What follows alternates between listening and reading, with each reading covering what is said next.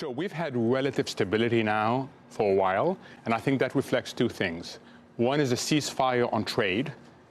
We neither have we resolved nor have we intensified the trade war. But secondly, and more importantly, is the hope in markets that we're going to have a handoff from monetary policy to fiscal policy. Will you address what I meant, though? And let me see a break. If there was something else, another shoe drops that looks bad, where it could change the dynamic in the Senate in terms of Republicans, that change public opinion, would you expect the stock market at that point to sell off? Yeah, I mean, if the Senate evolves in such a way that an impeachment, right, then we would most likely see a sell-off, yes.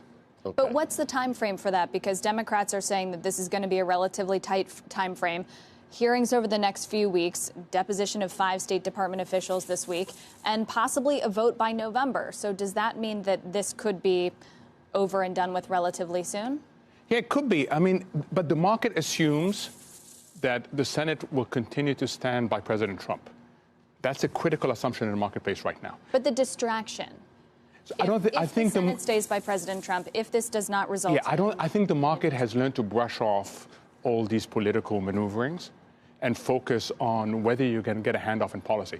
If you really want to know where we're going to be in the next 3 months, ask where Germany is going to be. Because the assumption is that we're going to get fiscal expansion out of Germany. I'm not sure we will, but that assumption is deeply embedded. So it is noise. So we don't want to talk about it. We'd rather talk about all this other stuff. So it maybe trade with China. So and then the handoff to. But what does that mean? Do we need USMCA? Do we need infrastructure? What are you talking about? A handoff? Okay. First of all, it's trade plus the possibility of an investment war, which was Friday, plus the possibility of a currency war, and watch that. Okay, because the probability of that changes. Right now, we're in a ceasefire, everything is fine, we're talking, etc., but that can move one way or the other. The second element is on the policy side. I don't think we've talked enough about what's happening in the repo market as a reflection of concerns that central banks are no longer in full control of outcomes. It hasn't had an impact on the market yet. Why? Because the market has said, that's okay.